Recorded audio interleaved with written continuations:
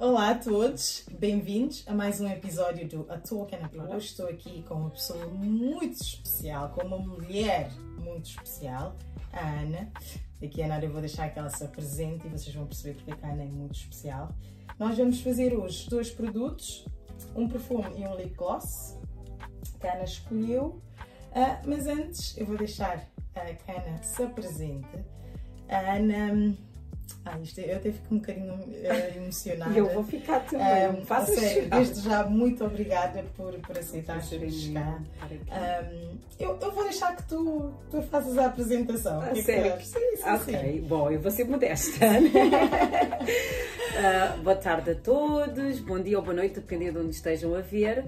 Portanto, eu sou a Ana Oliveira e não sei, posso já dizer? Já? Eu digo. Tu dizes, é melhor. Porque a Ana é muito especial, porque a Ana é uma pessoa, como é que se diz? Que vive com o HIV/VIH. Portanto, nós sabemos que na nossa sociedade, não é? Existe um estigma enorme, não é? Infelizmente, no que diz respeito a este assunto, a este tópico, e é tão importante termos pessoas como a Ana, não é? Dentro da nossa comunidade que dá a cara. A Ana vocês depois vão ver, vão à página da Ana no Instagram, vão ver o projeto, as coisas que ela faz e pronto, já estou aqui a rebobinar muito, mas é muito importante e é mais do que pertinente termos, Ana, pessoas como tu a falarem, a darem a cara e a falarem sobre este tema, não é? Que as pessoas ainda pensam, é um tabu, não é? Sim, é um tabu porque nós sabemos, já existe a doença, não é? Há 40 anos, mais de 40 anos, 41, quase 42 anos, mas claro, o primeiro impacto que tem é porque é relacionado com o sexo, embora não seja a única forma de transmitir, não é? Mas eu acho que o grande problema é este e também porque, primeiramente, quando originou, foi através de pessoas que são homossexuais e causa aquele impacto que nós sabemos. Mas isso já foi há 40 anos. Exatamente. A doença teve um grande tratamento, uma grande evolução, não é? Em termos de tratamento, de posição até na vida das pessoas que vivem com o VIH, mas infelizmente a parte social ainda está a viver os anos 80, 90. Mas antes de aprofundarmos mais, eu vou apresentar-me um bocadinho mais. Portanto, eu sou a Ana, como já referi, vivo com o VIH há 5 anos, sou mãe também, 4 crianças maravilhosas, trabalho como Associate Practitioner, ou seja, técnica de laboratório, infelizmente, no laboratório que se diagnostica, por acaso fazemos o diagnóstico do VIH. Então eu sou uma pessoa que já tem algum conhecimento da doença, no assunto da parte da ciência, da parte médica. Mas, além da tua experiência profissional. Exato, mas eu não tinha esta experiência social, que foi um choque para mim, não é? No sentido em que eu fui diagnosticada há 5 anos atrás, eu por acaso quando era mais nova, acho que tinha por volta de 16 anos, até tinha ajudado um amigo que tinha sido diagnosticado na altura, ele tinha por volta de 19, 20 anos, e eu sempre achei o VIH como outra doença qualquer. Sim. Um diabetes. É o que é. Porque é uma doença, não é? Que requer um tratamento. É claro que na altura tinha conhecimento que, infelizmente, porque ainda não havia aquela medicação não é, eficaz, porque era tudo muito novo, muitas pessoas acabariam por morrer. Claro. O tal estado avançado do VIH que é... Porque também descobriam tarde, não é? Sim, o diagnóstico era... Sim, no início foi porque não havia mesmo medicação, porque a medicação que foi na altura era uma medicação que estava em uso para o cancro e que tinha sido posta de lado e então foi para o VIH. Mas claro, também a medicação era muito tóxica e as pessoas nem morriam pela doença em si, mas pelo tratamento. É claro que houve uma grande evolução médica, científica, e hoje em dia temos medicação que é amazing, não é? Os antirretrovirais, e que se a pessoa for diagnosticada a tempo não é? Acaba e seguir o tratamento e as recomendações. E acho que aqui também entra o estilo de vida, que também espero que depois mais tarde fales um bocadinho, não é? Sim. Sobre isto, de como é que é gerir a parte social, como tu disseste bem, tens 4 filhos, como é que isto tudo te afetou a ti, as crianças. Sim, podemos já falar disso. Vamos avançar. Vamos então. Quando eu fui diagnosticada. Sim, como é que eles reagiram? Primeiro, quando eu fui diagnosticada, eu por acaso esse dia nunca mais me esqueço, estava a chover imenso, o meu carro quebrou Eu tinha um meeting, um appointment com o meu filho no médico e tinha que voltar ao trabalho nesse dia e voltar mais tarde, acabar mais tarde. Então eu recebi um telefonema às 9 e tal da manhã a perguntar se poderiam falar com a Ana. Eu disse: é a Ana, um telefonema anónimo. E depois perguntaram-me: olha, fala da clínica, eu queria falar com a Ana. Eu disse: é a Ana que está a falar. Há alguma possibilidade de você vir à clínica hoje? E eu tinha feito, portanto, para dizer que fiz testes do HIV, porque é isso que as pessoas não entendem ainda. Estes testes nós fazemos, os check-ups anuais, não é? De sangue, não está incluído o teste do HIV, a menos que tu peças. Porque eu, por acaso, tenho amigos que pensavam: eu pensava que já estava tudo incluído. Não, não está. Nós temos que pedir especificamente para o HIV, como pedimos para outras doenças específicas. E, entretanto, a enfermeira disse: olha, infelizmente, eu perguntei, mas está tudo bem? O que é que se passa? Pode-me dizer ao telefone? Ela disse: olha, como sabes, é extremamente confidencial, se tu puderes passar aqui ainda hoje, seria bom. E eu já estava muito assustada, claro, né? Porque eu tinha feito o teste do HIV. E ela disse: olha, se não te importa, eu não posso ir ao telefone, mas se não te importas, traz alguém contigo. Aí...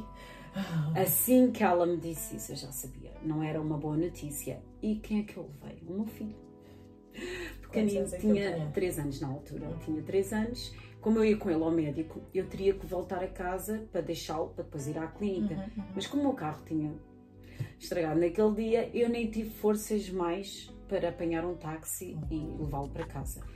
Fui levá-lo ao McDonald's, ele estava todo muito contente a comer o seu Happy Meal, mas eu aí já estava a chorar por dentro. Eu já sabia que seria o resultado, porque foi o teste que eu fui fazer. Exato. Entretanto, eu fui à clínica. Esta primeira enfermeira foi muito, muito querida comigo. E ela disse-me, quando ela me disse: olha, Ana, infelizmente não tenho boas notícias, o teu teste do HIV voltou positivo.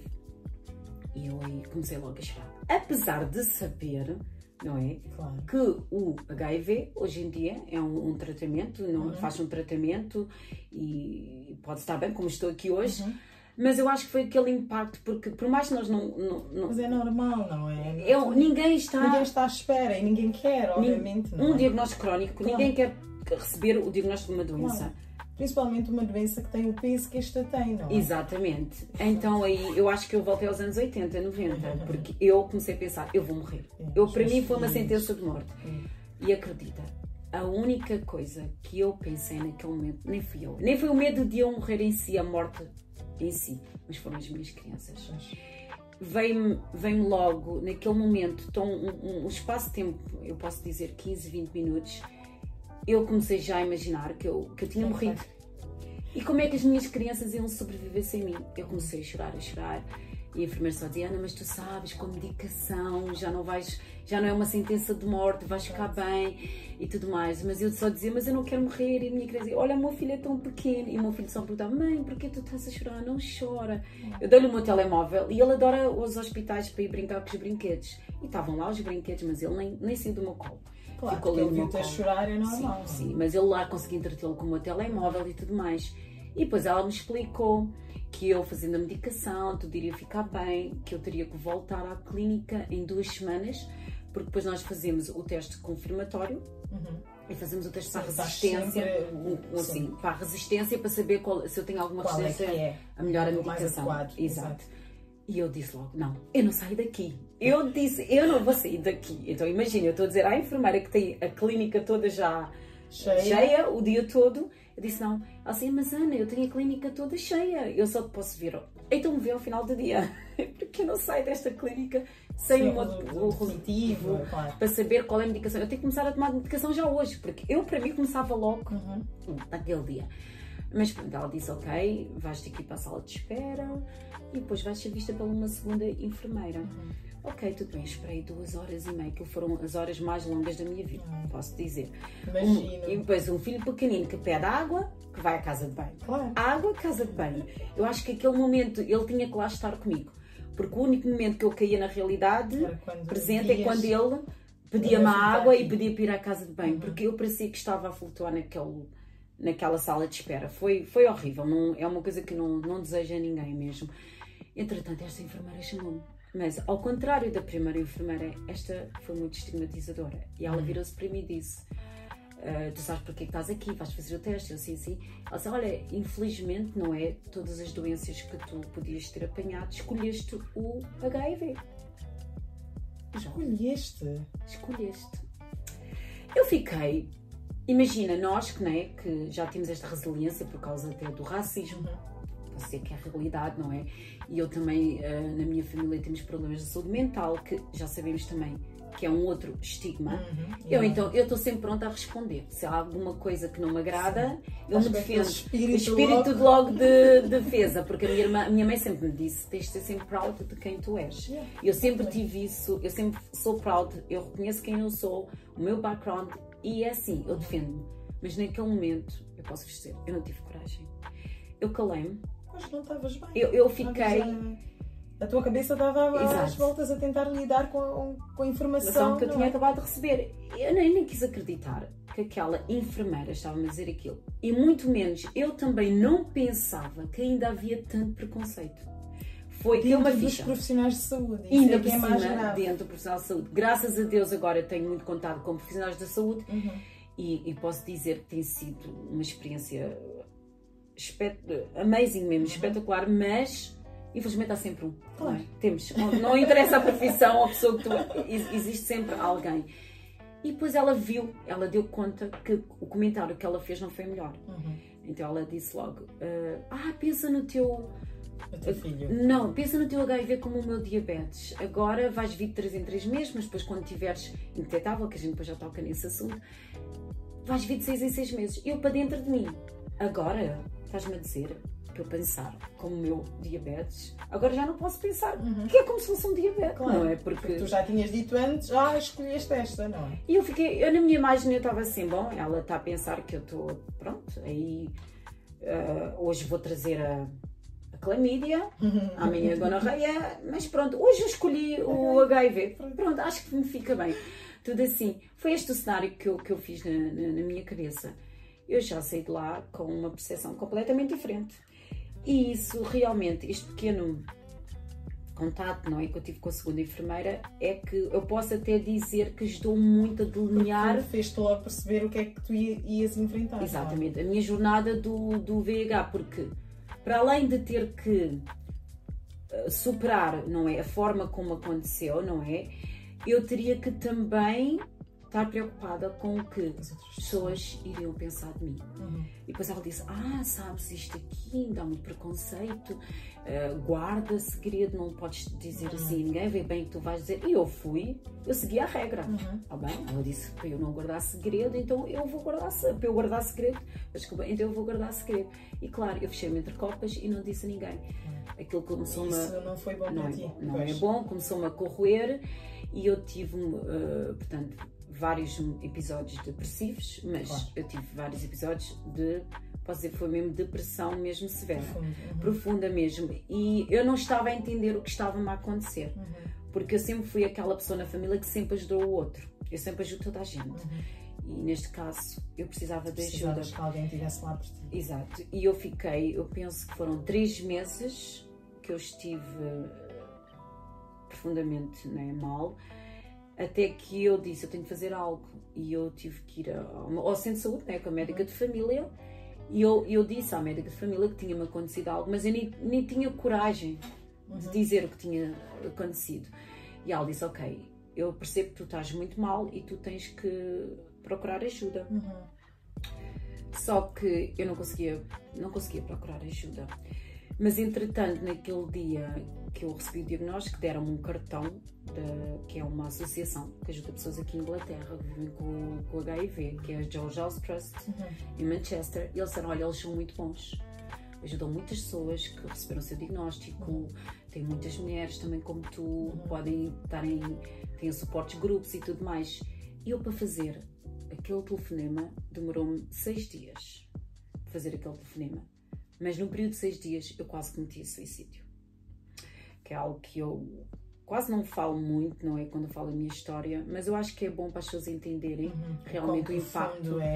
Exato, aquele primeiro... E tudo porque tu tinhas medo da reação das pessoas. Não só, eu não te posso responder bem, eu acho que é mais também... O teu próprio medo? Não, foi o meu desespero, porque eu eu não queria acreditar que isso estava-me a acontecer. Contigo. E comigo, não é de ser comigo porque sou eu, mas, como é que eu ia dizer? Eu, para falar disso, tinha que falar muito o por trás, antes do dia 3 de janeiro de 2019.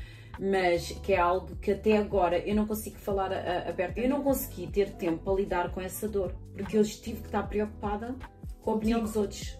O que é que os outros vão pensar de mim?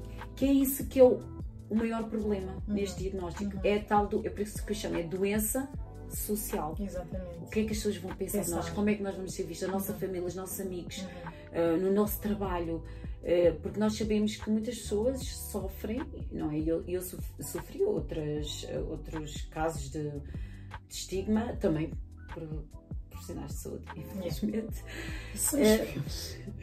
Contra nós falamos, são os piores. Sim, é que temos alguns que são maravilhosos, como eu já disse, mas também tem muitos ainda que deviam entender realmente o que é estar ali, ser a primeira pessoa, não é?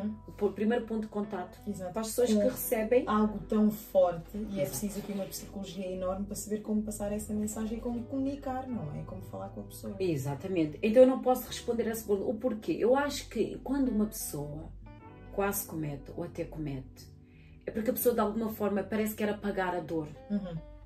Não é que nós... eu às vezes ouço, ela tinha filhos, foi egoísta para os filhos, porque cometeu suicídio, como é que é possível? Naquele momento não há escapatória. O cérebro não está...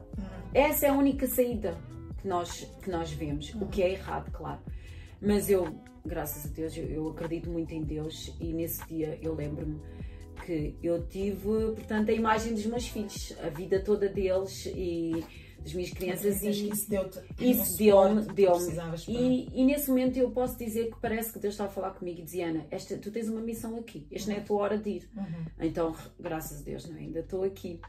Mas para voltar então ao que tu perguntaste, como é que foi a reação com as minhas crianças? Então, eu tenho 4 crianças, mas sou mãe biológica de 2 e mãe de 4.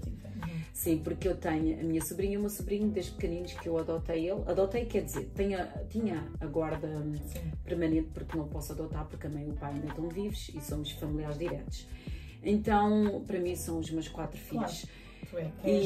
Sim, eu é que sou. Agora pronto, já não muito, porque já são todos maiores de idade, não é? Nem mesmo a minha filha, mas na altura ainda eram. A minha sobrinha tinha 16 para 17, a minha filha tinha acabado de fazer 16, o meu sobrinho então tinha 15 e o mais pequenino tinha 3. Eu, durante um período de tempo, como eu disse, eu não disse a eles, eu guardei para mim, mas eles viam que alguma coisa estava diferente em mim. Eu estava muito irritada, muito nervosa. Eu sou uma pessoa que gosta da minha casa sempre muito limpa, muito arrumada, e se a casa não estivesse arrumada eu gritava, eu quero tudo arrumado, o que é isto? E eles viam que alguma coisa estava-se a passar. Às vezes saía de casa, ia para o carro, ia fazer o quê? Eu ia chorar, eu ia falar com Deus, eu ia questionar-me, tudo mais. E eles diziam, pensavam, será que nós estamos a fazer algo de mal? Eu até às vezes fico, como é que eu pude, né, fazer isto a eles, porque não era culpa deles. Entretanto, por acaso aconteceu como? Eu disse primeiro à minha sobrinha, que é a mais velha, porque nós tínhamos tido uma pequena discussão no dia anterior. Então no dia seguinte estávamos as duas sozinhas em casa. E estava assim um ambiente muito pesado. Ela não estava a falar com ela, não estava a falar comigo. Eu achei aquilo tão... Eu disse, eu precisava tanto do apoio dela e isto não é normal, porque nós não somos assim. Então eu decidi, eu chamei e disse, olha Mário, eu tenho uma coisa para te dizer. Eu peço imensa desculpa do meu comportamento, eu sei que às vezes a tia está assim um pouco fora de controle, mas olha, eu fui diagnosticada com VIH. Olha, naquele dia nós chorámos mais que 2 horas. Nós nos abraçámos, afastámos, abraçámos, chorámos. Ela não me disse nada. Mas, quando eu falo dela até parece que eu vou chorar, porque eu tenho de conter, porque foi tão emocionante. Foi mesmo, eu tive a certeza naquele momento que não importa o diagnóstico, eu vou ser sempre a mãe, a tia para ela. Não vou ser uma pessoa diferente. Então isso deu muita esperança, para ser sincera. Entretanto chegou o Covid. Então tínhamos de ter aquele tal isolamento e tudo mais. Eu estava cheia de medo.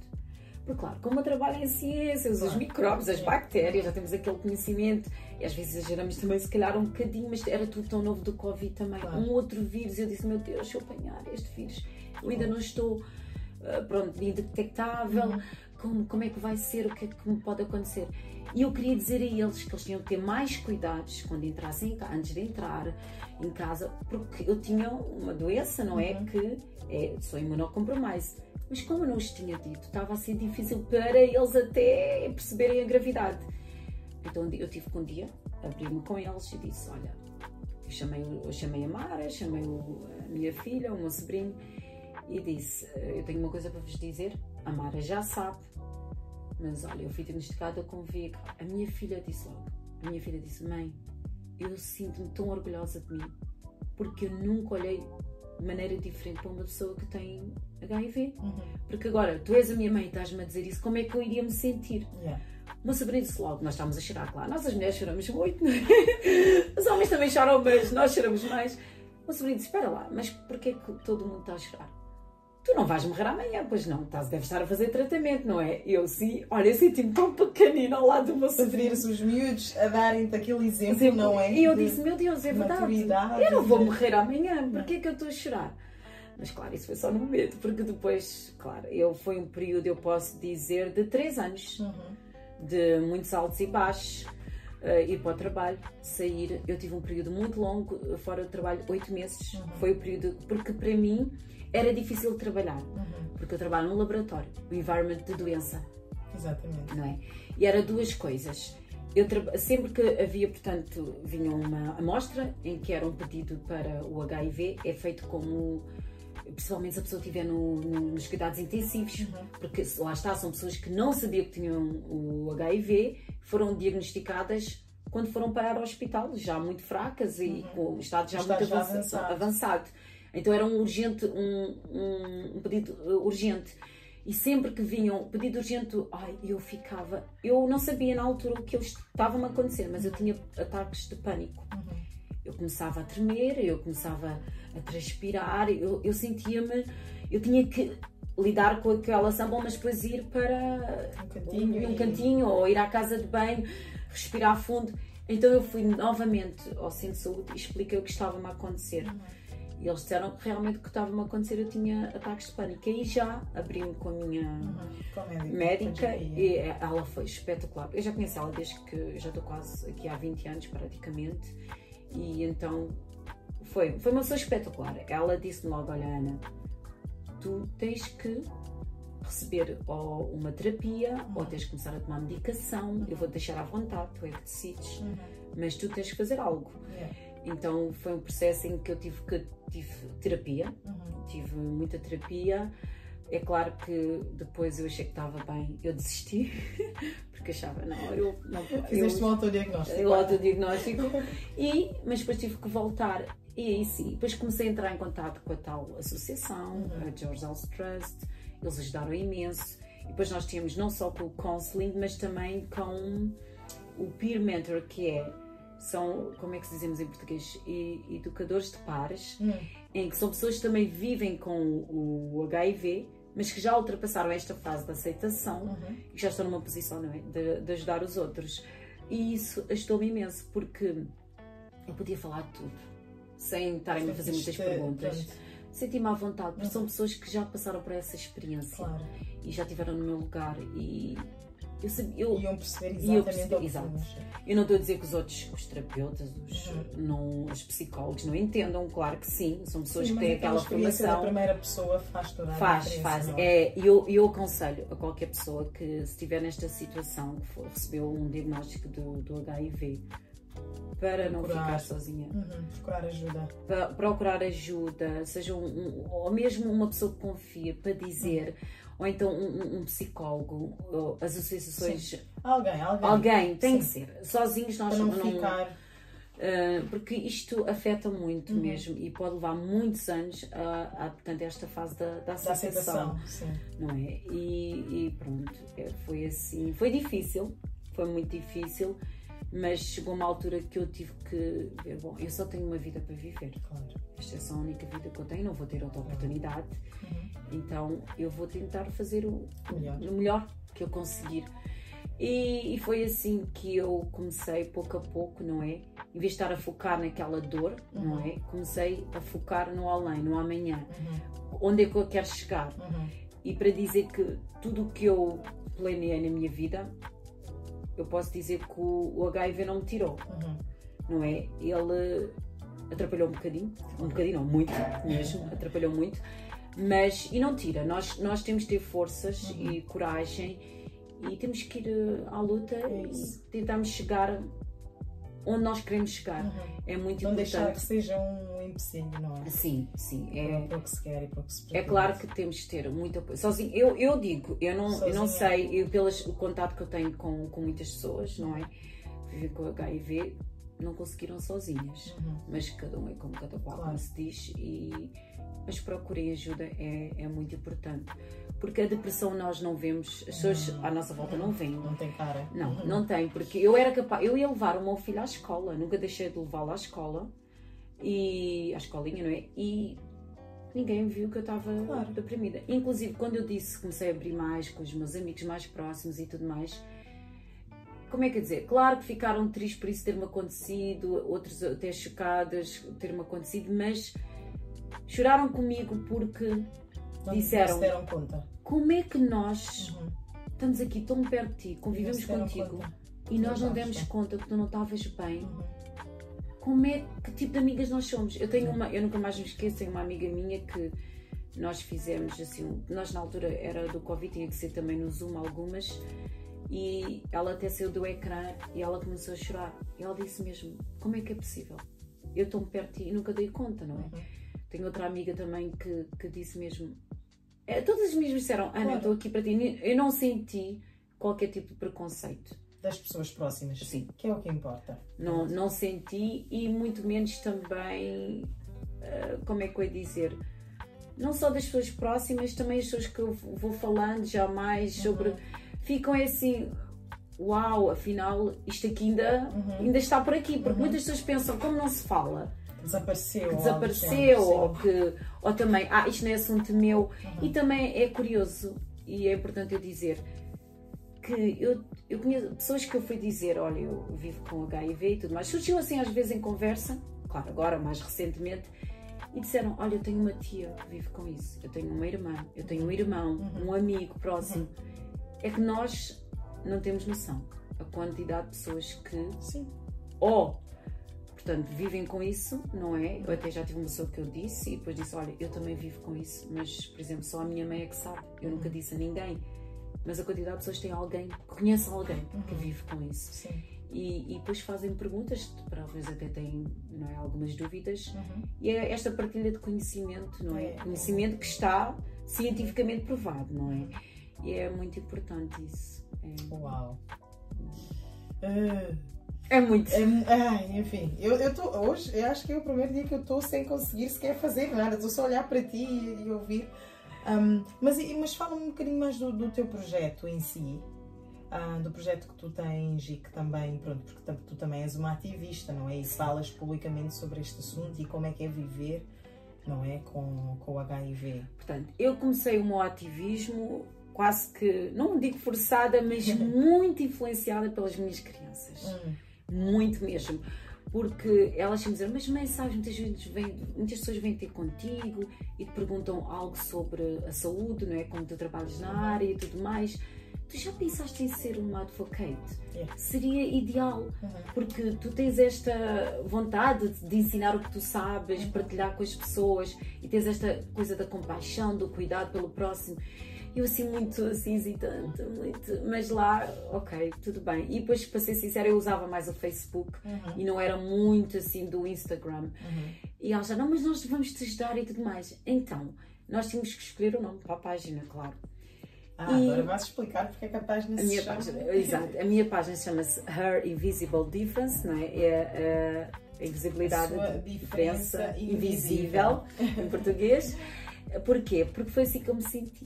Eu senti-me uma mulher com uma invisibilidade, com uma diferença invisível, exato, ao olho. Mas porquê que eu me senti diferente? Por causa do preconceito, não é por eu ter o HIV, é por o preconceito que eu sofri. Então, e depois a invisibilidade é a história que nós sabemos, que muitas pessoas, nós somos quase 40 milhões de pessoas que vivem com HIV mundialmente.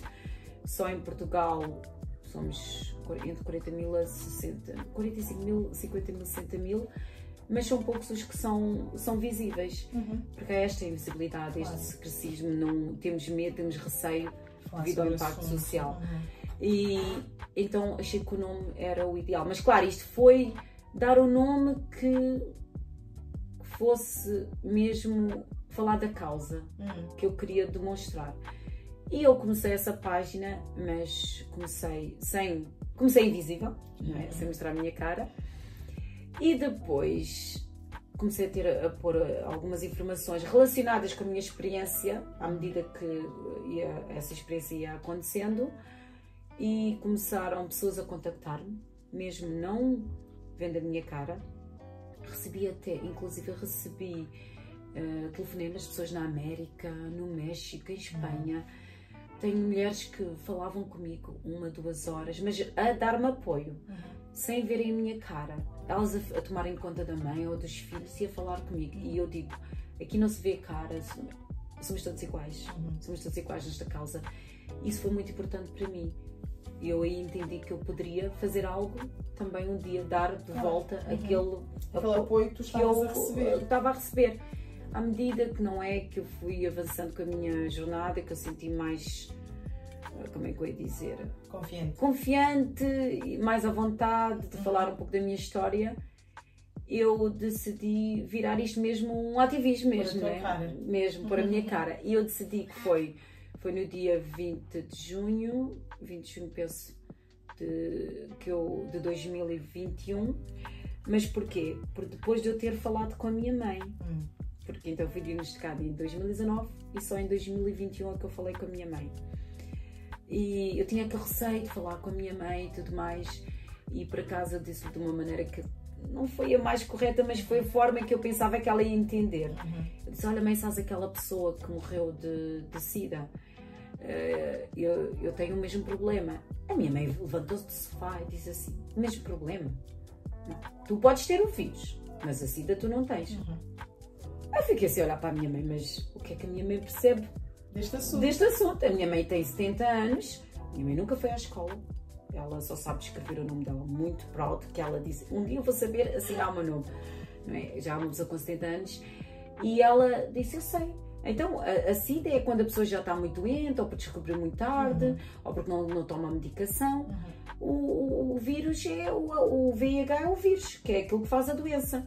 Mas tu, como estás em Inglaterra, é um país que tem tudo, eu sei que isto não te vai acontecer. Mas filha, se um dia ficares doente, eu dou-te comida. Quando a minha mãe me disse aquilo, olha, eu chorei tanto. Ela começa a dizer, dá um abraço, tu sempre ajudaste a nossa família tanto. Isso é outra... Olha, eu tenho diabetes. E depois ela disse-me assim, olha, eu não sei só como é que se faz o tratamento do HIV. Eu disse-lhe assim, agora estou só a tomar um comprimido, mas antes tomava 4 comprimidos no início. Ela levantou a t-shirt dela e disse, olha, melhor que o meu tratamento para diabetes, vê aqui todas picadas da insulina e tudo mais. Olha, quando ela disse aquilo, eu disse, uau, é o que precisavas ter ouvido. E eu devo dizer que aquela enfermeira devia estar aqui e ouvir, se ela tivesse-me dito isso, talvez hoje... E às vezes ficamos mesmo a pensar que as pessoas à nossa volta vão reagir mal a algo. E o resultado é completamente diferente, não é? Sim, isso é bom teres tocado nesse assunto, porque nós já temos aquela percepção, por causa deste preconceito que existe, já começamos a fazer cenários. Já imaginamos que vai ser tudo negativo e acho que isto também acaba por influenciar muito depois na depressão, não é? E na forma como a pessoa reage. Exato. Porque eu estava a ver, daquele vídeo que tu me mandaste, eu depois estive a ver outros, porque aquilo depois foi mostrando mais, não é? E havia uma senhora que estava a dizer que o problema ela própria é que se causou. Porque ela depois, quando falou, ela recebeu tanto apoio que ela depois sentiu-se tão mal por achar, pronto, por ter-se fechado tanto tempo e não ter falado sobre o assunto, porque acreditou que ninguém ia querer sequer falar com ela, não é? E ela depois percebeu que não era bem assim, não é? Claro. Não, mas isso que tu estás a dizer é uma grande realidade, porque eu posso dizer que eu perdi a minha identidade. Face ao diagnóstico, face ao preconceito que eu recebi, porque eu, como não tinha esta percepção tão negativa do HIV na altura, não digo até do HIV, as pessoas que vivem com o HIV em si, e ao receber aquele preconceito, eu comecei a ter este estigma interno. não é? Eu comecei a não gostar de mim e até estava revoltada comigo. Eu já não sabia quem eu era. Eu perdi a minha identidade. Com raiva. Fiquei mesmo com muita raiva, até porque eu não consegui defender-me naquele momento. E isso também me ajudou, teve um grande impacto também na minha depressão, não é? Porque eu já tive este problema da identidade desde que eu cresci, porque ser descendente de cabo-verdianos, agora eu digo mesmo, eu sou cabo-verdiana, nascida em Portugal, não é? Já não dizes descendente de cabo-verdianos. Porque em Portugal eu não sabia, nunca me aceitaram mesmo como portuguesa, e depois eu não tinha ido a Cabo Verde. De onde é que eu sou, na verdade? Nunca tinha ido a Cabo Verde, exato, e eu ficava assim, de onde é que eu sou? Mas quando eu fui a Cabo Verde pela primeira vez, aos 21 anos, eu disse, agora eu sei quem eu sou. Eu sou cabo-verdiana, que nasci em Portugal, não é? Até já tenho a minha nacionalidade e tudo. Então, esta perda de identidade eu já tive ao longo da minha vida. Sim. E também o preconceito da saúde mental, não é? Então, era mais agora... Era mais como se fosse mais um peso acima. Em cima. Tinhas, não é? E também eu digo que, apesar de ser mais um peso, foi também um pouco quando eu fui buscar a minha resiliência, não é? Porque olhei para trás e eu já consegui ultrapassar, eu vou conseguir ultrapassar, eu acreditei que eu ia conseguir ultrapassar. É isso que as pessoas que estão na mesma posição, que eu tenho que acreditar. É isso. E se tu acreditas, já é um bom começo, acreditar e saber onde é que tu queres chegar. É difícil, extremamente difícil, mas chegas lá. Mas para voltarmos ao meu projeto. Então é assim, o meu projeto é, portanto, tudo o que eu passei, o que é dar de volta. Então, o que eu estou a pensar a iniciar, não é? Já estou a tratar, porque já era para fazer antes, mas claro, tive este episódio depressivo durante mais de 3 anos. Dar mentoria a mulheres que vivem com o VIH, porque eu também nós fizemos um treino, não é? Para dar a mentoria, mas eu estou mais a focar na comunidade da CPLP, porque é onde também nós precisamos de mais apoio também. Aqui em Inglaterra parece que temos um tabu enorme, não é? Maior do que, pelo menos pelo que eu vejo, não é? De um modo geral. Aliás, pelo que tu me fizeste ver, porque eu tive que fazer um TPC. Olha, obrigada por... E tive a ver, pronto, muito sobre o assunto, não é? E acho que na nossa comunidade ainda o estigma é maior, não é? E não tinha aquela ideia tão clara que as pessoas faziam aquela associação direta entre o vírus e a homossexualidade. Depois aqueles vídeos daquela senhora norte-americana que tu mostraste, e depois vi outros e todos diziam aquela mesma coisa, não é? Sim. A associação do vírus com a homossexualidade, não é? E claro, e sempre na nossa comunidade a homossexualidade não é aceita, exato, não é? Exato. Então aí ainda o preconceito também está muito direcionado com... Porque nós parece que nós ficamos estagnados no tempo, não é? A doença desenvolveu-se muito em termos científicos, mas não será por não se falar tanto no assunto? Porque, por exemplo, eu tenho a sensação que as pessoas sabem mais sobre diabetes, sobre cancro, sobre pressão arterial, sobre várias outras coisas, do que sobre o VIH. Não se fala. Aquela sensação porque que mesmo, pronto, num contexto geral, não é? Claro. Acabou por ficar mais numa bolha de só aquelas pessoas que têm, ou aquelas pessoas que fazem isto, que fazem aquilo. Não é algo que as pessoas consideram como parte de nós, não é? Ou como se fosse mais uma outra doença, que é o que ela é, não é? Claro, mas repara, se fores a um centro de saúde aqui em Inglaterra, não vou dizer Portugal porque já não estamos em Portugal. Acho que em Portugal também. Há muita informação também. Não, eu digo no sentido de, aqui em Inglaterra, já viste algum folheto informativo sobre o HIV no centro de saúde? Não me lembro. Não vês? Não vês.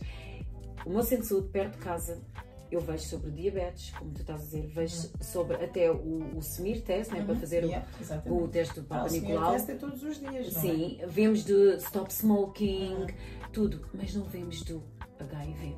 Porquê? Se nós não mostramos... Se não está à vista.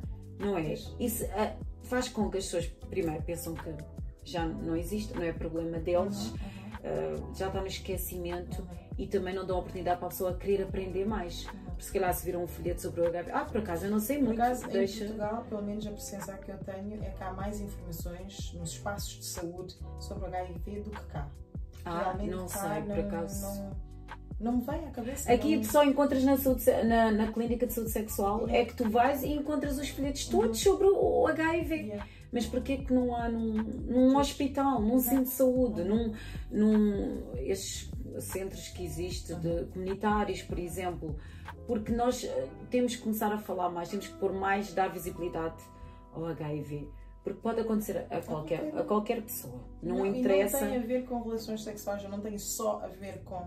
Não é só transmitida através das relações sexuais. Sim, porque nós sabemos que, por exemplo, pode ser transmitido de mãe para filho durante a gravidez ou através durante... Mas agora é assim, porque nós temos que dar a entender também que, devido ao tratamento, o que é que acontece? Nós ficamos indetectáveis. O que é que quer dizer indetectável?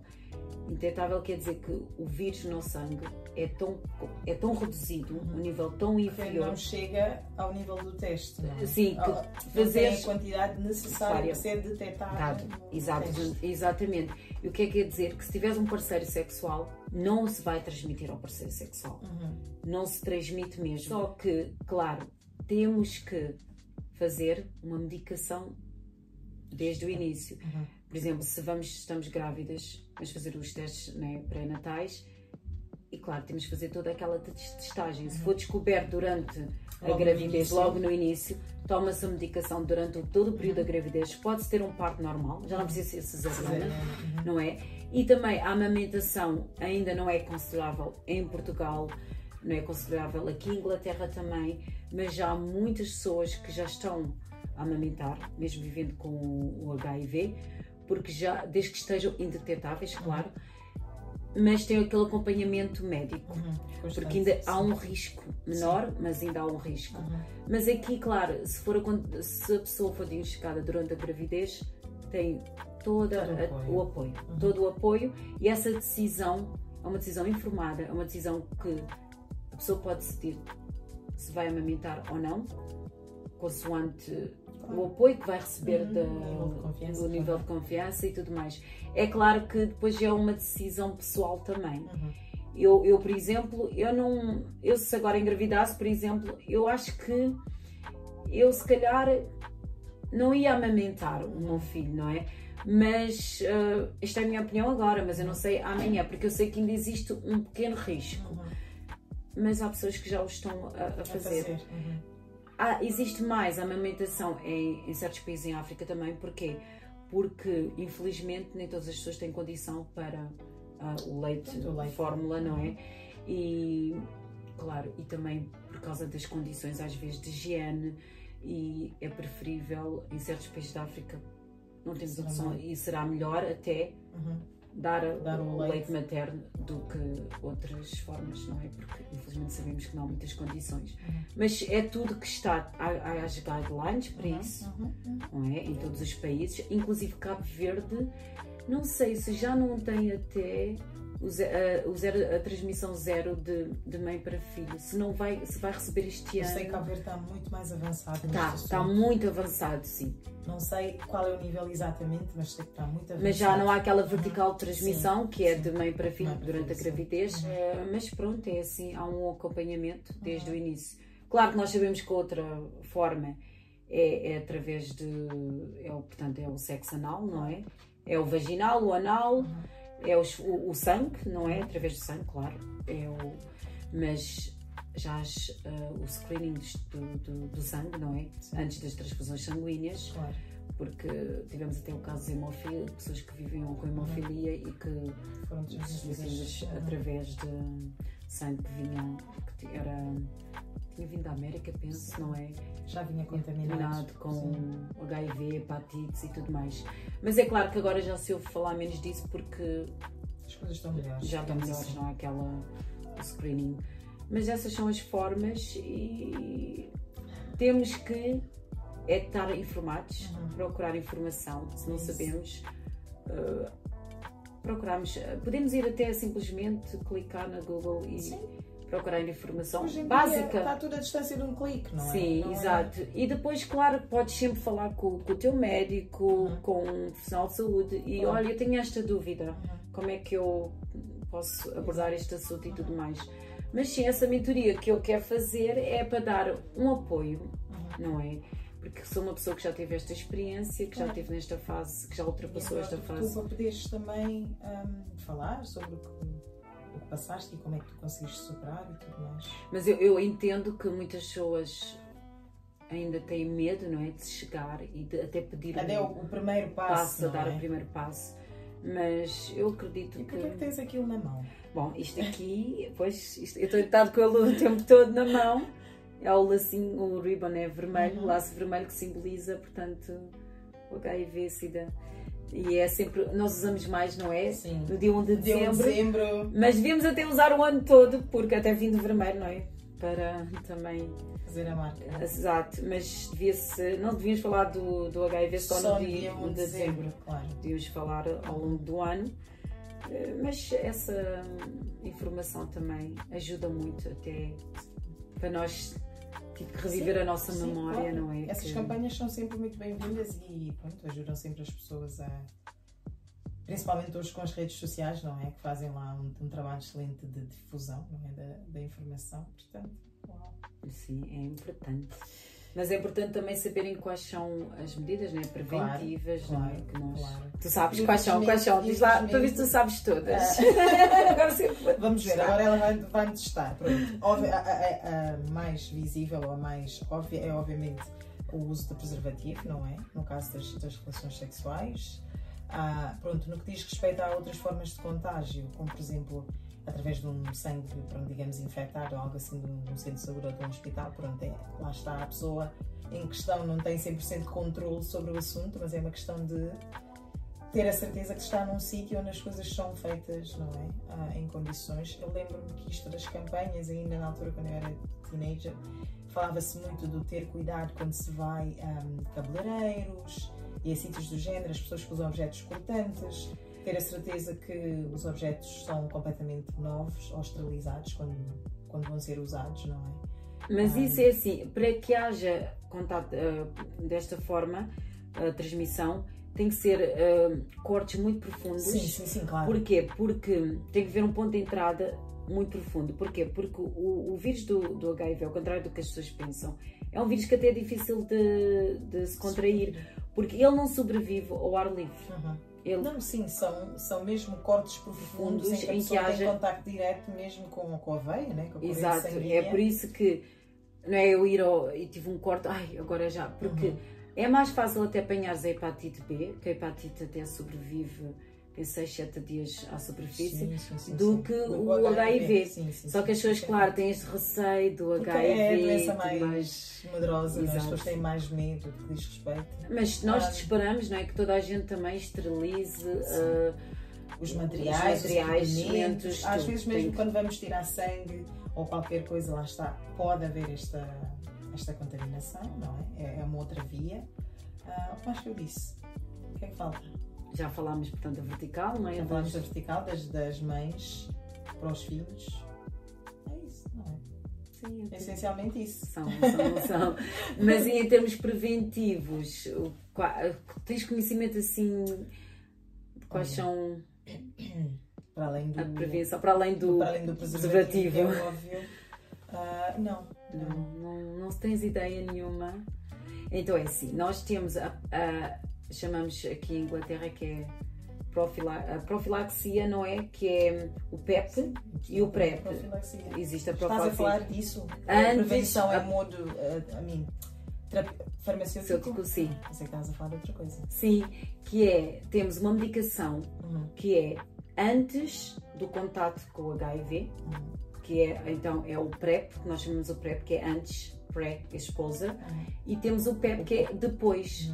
Então, o PrEP, por exemplo, pessoas que têm um parceiro e que o parceiro ainda não está indetectável, ou seja, o valor não é do vírus ainda não está muito baixo, há o risco de transmissão. Sim. Então, essa pessoa pode tomar durante 28 dias, é como se fosse um antirretroviral e funciona mais ou menos da mesma forma que funciona não é ai, como é que se chama, meu Deus? Da mesma forma da prevenção da gravidez, tem mais ou menos o mesmo método exatamente, de ação. Sim. E depois temos o PEP, que é depois do possível contato. Por exemplo, uma pessoa achou que esteve exposta ao vírus do HIV nas primeiras 72 horas, e aqui funciona quase como a pílula do dia seguinte. Nas primeiras 72 horas, primeiros 3 dias, deve tomar o PEP. Mas quanto mais cedo, melhor. É como a pílula, não é? Quanto mais cedo, melhor. Para quê? Há aquele primeiro contato, mas demora mais ou menos 72 horas para o HIV entrar no nosso sangue mesmo, não é? Então, o que é que acontece? Esse período, a pessoa vai a um hospital de emergência, explica o que tiver que explicar, que aconteceu. A pessoa é testada para o HIV, porque nós temos que nos lembrar que existe a janela, o período da janela, não é? Porque não é que agora estiveste exposto ao HIV, vais fazer o teste amanhã, vai ser detectado na hora. Tem que criar aqueles anticorpos. Leva o seu tempo de incubação, claro. Então aí, se a pessoa for testada negativa, eles dão logo o PEP. Toma-se esse PEP durante 28 dias, não é? E depois faz uma testagem, o primeiro mês, o terceiro mês, e há pessoas que fazem até depois de 6 meses para ter certeza que não ficou nada. Os lubrificantes também são importantes, né? Na parte sexual também. Claro, já deixamos esta parte vertical, o apoio médico, fazer sempre o pré-natal, incluir todos os exames. Todos os testes, é só sempre. O HIV, a gonorreia, a clamídia, não é só tudo. o pré-natal, não é? É como tu disseste bem, nós quando vamos ao médico para fazer aqueles check-ups gerais... Sim, temos que... Não é incluído. Não é incluído naturalmente. É preciso a pessoa pedir, não é? Para fazer. Eu lembro-me, meu Deus, da primeira vez que eu fiz, acho que eu tinha 16 ou 17 anos, já não me lembro. Mas foi mais ou menos naquela altura. E eu estava envolvida numa campanha mesmo do HIV. E era naquela altura, já sabes, 1 de dezembro, aquelas coisas. E nós fomos todos fazer o teste. E éramos todos teenagers. Pronto. E o objetivo era mostrar às pessoas que tem que se fazer o teste. Quanto mais cedo, não é? Tem-se o diagnóstico, mais serão as chances da pessoa, obviamente, conseguir viver com o vírus até chegar ao ponto do indetetável. Sim, pelo menos uma vez por mês, por ano, desculpa, se é sexualmente ativa, uma vez deve-se fazer. Exato. Deve-se fazer. Porque não está incluído, a menos que tu peças. Eu, por acaso, fiz, já não faço há muitos anos. E fiz no ano passado, quando fui fazer o smear. Pedi mesmo, veio-me à cabeça, não sei, estava a ler algo sobre o assunto, e pedi mesmo de propósito para fazer. Porque eu já não me lembrava qual foi a última vez que eu fiz o teste. Já não me lembrava mesmo e eu própria fiquei, uau, já não faço o teste de HIV há muitos anos. Mas o importante é que fizeste. Sim, fiz agora, foi mesmo em outubro, porque eu faço mesmo perto do meu aniversário, faço o smear. É uma boa oportunidade. E aproveitei e fiz. Fazes o teste do smear os dois ao mesmo tempo. Mas veio-me à cabeça e fiquei com aquilo que nós realmente não pensamos nisso. As pessoas não se levantam e pensam, vou fazer o teste do HIV. Mas devíamos, não é? Devíamos todos ter... É aconselhável fazer. E hoje em dia o teste é muito confidencial. Sim. Podes fazer aquele self-test que fazes, tu próprio em casa e mandas. É tudo confidencial. Tens que lá ir. Recebes os resultados, ou pode ser por e-mail ou por mensagem, tu vais optar. E se for algo como me aconteceu a mim, mandam-te para ir à clínica, não te dão aquele resultado assim. Sim. Vão ter a certeza que alguém está contigo, que isso é muito importante também, porque às vezes receber aquele teste sozinho pode ser um pouco assim. Exato. E como é que eu ia dizer também? Eu sei que em Portugal já existe um app para as pessoas que vivem no Porto. Há agora um projeto em que já está em uso no Porto, em que faz o download. Aquilo tens acho que é um código, vais à farmácia, levantas o teste, não te perguntam nada, é tudo muito confidencial, os resultados são super confidenciais e é rápido também fazer a testagem. Em Portugal não se pergunta mesmo nada. Eu ainda me lembro quando estava na faculdade, eu tinha uma professora que estávamos a falar sobre antirretrovirais e ela a contar um episódio de alguém que ela conhece, não é? Que ela não fazia ideia que era positiva, não é? E que normalmente a distribuição é feita, às vezes eles nem olham um para o outro. há uma fila, não é? Eles sabem que vêm levantar. Toda a gente que está na fila, obviamente, sabe ao que vai, porque é uma fila específica para os antirretrovirais. Ela disse que a pessoa chegou, olhou para ela, não disse nada, ela também não disse nada, entregou a medicação e pronto. Ou seja, não falam sequer, que eu ainda questionei. Eu espero que as coisas hoje sejam um bocadinho diferentes, não é? Porque senão dá uma sensação que é... Estás a perceber o que eu quero dizer? Sei. Imagina, estás numa fila em que ninguém sequer fala, e tu chegas, a pessoa já tem o teu nome, entrega-te a medicação e nem fala contigo. Olha, olha, ainda bem que estás a falar disso. Aqui o processo é diferente, mas acaba por ser um pouco igual. Aqui nós nem somos identificados pelo nosso nome quando vamos levantar a medicação na farmácia. Nós temos a opção de receber em casa, mas eu tive uma má experiência porque a primeira vez, tudo bem, veio a tempo, a segunda vez demorou um mês para vir e depois as pessoas da farmácia tinham problemas com a delivery e eu disse não, eu prefiro então ir buscar na farmácia. Aqui dão-nos um número, que é o número que nós temos desde o primeiro momento que fizemos o teste e temos a data de nascimento e aquele número. Então quando nós vamos à farmácia levantar a medicação, as pessoas têm uma senha para levantar a medicação e eles perguntam sempre o nome à pessoa, a data de nascimento à pessoa para certificar que é a pessoa e quando chamam a pessoa eles dizem o número e depois dizem o nome da pessoa, só que como na minha receita, quando eu vou levantar para o antirretroviral, não está lá o meu nome, então eles chamam-me só pelo número e isso estava-me a incomodar bastante porque eu tenho nome.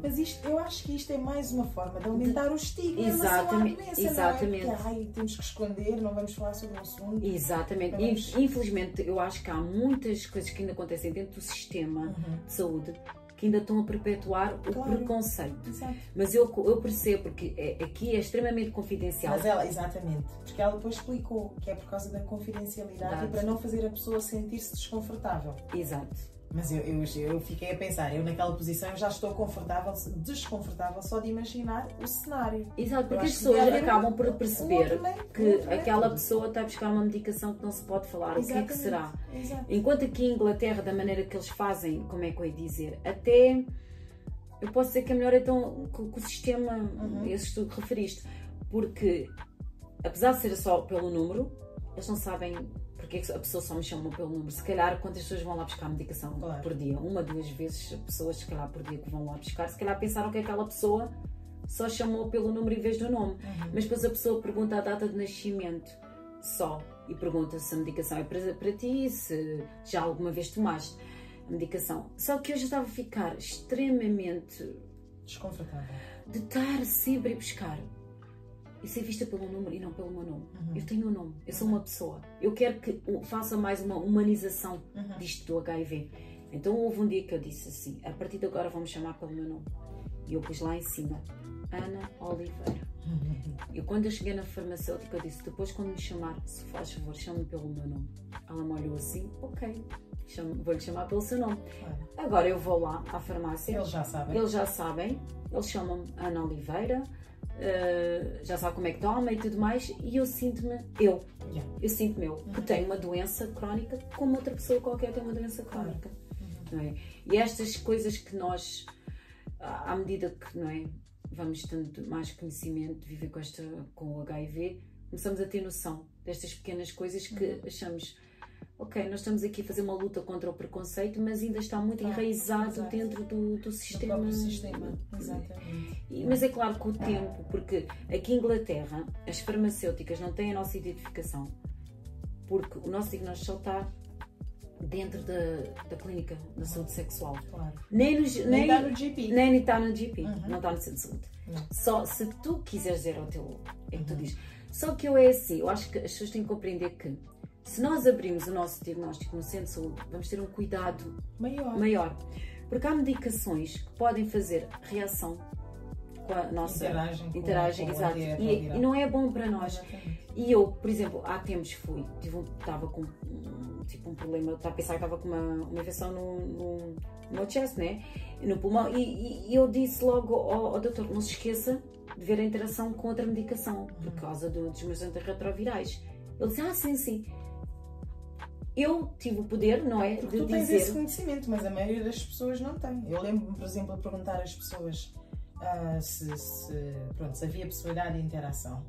E as pessoas diziam que não, mesmo sabendo que estavam a tomar outra medicação. Parece que as pessoas não têm aquela noção. Eu lembro isto da altura das farmácias, que eu trabalhava na farmácia. E as pessoas realmente não fazem a associação direta quando tu dizes existe alguma possibilidade de interação, faz alguma coisa, pronto. Obviamente quando há algo específico que é muito grave, a pessoa nem pergunta, diz logo, olha, ou com um certo alimento, ou com qualquer outra medicação, olha, não pode mesmo fazer isto, por isto, isto e aquilo. Mas há pessoas que tu perguntas se têm possibilidade de interação e dizem não, mesmo sabendo que tomam outra medicação. Pois, mas isso é muito grave. Porque não só porque vai criar resistência àquela medicação. Exatamente. E sem contar que o outro vai deixar de fazer efeito. Exato. Pronto, e o que se pretende não se consegue. Não é? Mas nós aqui temos, que é o Liverpool website, de Drug Interactions, e eu, apesar do médico ver sempre, mas eu chego de casa antes de tomar. Aqui é muito fácil ver online. Eu vejo logo se há alguma interação, às vezes que é uma interação mínima. Eu, por exemplo, fui fazer uma manicure, ainda tenho aqui assim um bocadinho inflamado, e apanhei uma bacterial infection, não é? E por acaso, não está a passar. Porquê? Porque eu estou a usar só o creme, porque a medicação antibiótica que eu tenho que tomar faz um bocado de interação e eu estou a ser teimosa, mas como também já vimos um outro que a interação é mínima e não tem efeitos clínicos, eu se calhar vou ter que tomar esse antibiótico. Mas lá está, porque eu tenho o conhecimento. Mas eu também, assim, o que eu não sei, eu vou procurar. Claro. Eu vou procurar. A informação está disponível. A informação está e temos que... Mas também o porquê? Porque é que eu fiz? Eu não fiquei só com o meu diagnóstico para mim. Eu apoderei-me das minhas armas, que eu digo que é o meu conhecimento. E eu então juntei-me às associações. Eu agora faço parte da Viva Pregnancy Writing Up para as guidelines que é em Inglaterra para as mulheres que estão grávidas. Participo nesse comitê e eu estou sempre a procurar informação. Faço muita research, porque eu gosto do que é research, né? É um bocadinho suspeito, né? Trabalhando na área. E claro que isso ajuda muito. Exato. Ajuda imenso. Olha, dei-me conta agora de algo. Não fizemos os produtos. Oh meu Deus do céu, e agora já nem temos tempo. Vamos fazer depois, não vai poder entrar no nosso episódio, mas vamos fazer, não te preocupes. Não vais sair daqui sem os produtos. Oh meu Deus, Ana, que conversa. Nós vamos ter que terminar, porque senão isto nunca mais acabamos, não é? Sim, o que é que tu tens assim para nos dizer como última fala, digamos assim, para quem está lá em casa a ouvir-nos? Bom, para duas pessoas, quer dizer, dois géneros. As pessoas que vivem com o VIH primeiramente, eu sei que é muito difícil, Eu estive nessa fase, nesse processo de aceitação, e como eu referi agora, há coisas que eu ainda nem falo. E não é porque nós não falamos de tudo da nossa história. Nós temos o direito, temos esse poder e esse direito da privacidade e só falamos daquilo que nós nos sentimos confortáveis para falar. E não quer dizer que também que toda a gente tenha que ser visível como eu. Mas eu quero que vocês sejam autênticas com vocês mesmas e os homens também, não é? Não afeta só as mulheres. Sejamos autênticas com nós próprios, sejamos sinceros com nós próprios e procuremos ajuda, porque a ajuda está, a informação também. E não pensemos o que é que o outro vai pensar. E é assim, isto não nos define. O HIV não nos define, não faz a pessoa que nós somos.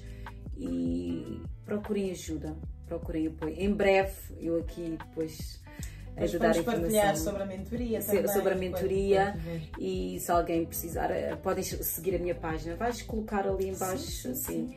A página e procurem-me, eu estou aberta para conversar, para trocar aqui opiniões. Para as pessoas que não vivem com o HIV. Assim, nós já estamos a lidar com muito, que é mesmo assim, nós não precisamos de mais nada no nosso prato, nada. É assim, procurem informação, vejam realmente o que é o HIV de hoje em dia. Não é difícil encontrar informação. Façam a testagem pelo menos uma vez por ano, mas peçam ao médico mesmo. Eu quero fazer, há muitas formas de fazer a testagem, como nós já identificámos aqui, não tenham medo, porque se for positivo, há tratamento, não é? Hoje em dia há tratamento efetivo. Olha, se for negativo, continuem negativos, não é? E procurem informação e tratem-nos como como pessoas normais que nós somos, não é? Que temos uma doença crónica e nós estamos aqui por pouco tempo, não sabemos quanto tempo estamos aqui. Exato. E temos que aproveitar ao máximo. Ao máximo, tem que Exatamente. ser. Tem que ser. Eu só vou acrescentar que é mais importante ter o diagnóstico e poder ter a oportunidade de fazer o tratamento do que ficar na ignorância, não fazer o teste e não saber se tem ou se não se tem, não é? Até chegar a um ponto em que já é muito tarde e não há muito que se possa fazer. Exato. Portanto, é sempre melhor ter o diagnóstico para se poder tratar do que não ter, não é? Peço desculpas, não deu para fazer os produtos aqui. Mas eu vou notar aqui sem o meu perfume. A conversa foi tão intensa e tão... Estás a perceber que eu esqueci-me completamente. Eu estava só a olhar para ti. Mas obrigada por me teres aqui. Obrigada por teres vindo e por, não é, abrires aqui o teu coração connosco e falares, porque isto, obviamente, na nossa comunidade não é algo que nós vemos todos os dias. Portanto, acho que é muito importante pessoas como tu darem, não é? Tu agora já não és invisible, you are very visible. Sim, tem que ser. Isso é, eu é que agradeço, sinceramente, de coração. Obrigada. Obrigada, Ana. E vocês lá em casa, pronto, não se esqueçam de partilhar esta história tão impactante. E eu não quero que partilhem só porque é um vídeo meu, mas porque eu acho que isto é importante, não é? E tem um poder que nós precisamos. Portanto, olha, partilhem com os amigos, com os familiares, com os vossos entes queridos, enfim. E se tiverem alguém, se conhecem alguém que também vive, não é? Com HIV e struggle, não é? Como é que eu digo isso? E está com dificuldades, não é? Em lidar com isto. Enfim, a Ana está cá e ela está disponível, não é? Para ajudar. Sim, porque eu quero trabalhar muito agora dentro da nossa comunidade, não é? E é esse o meu foco mesmo, é dar de volta aquilo que eu recebi. Isso é importante, é muito importante mesmo. Portanto, é isto. Obrigada e vemo-nos no próximo episódio. Bye! Bye!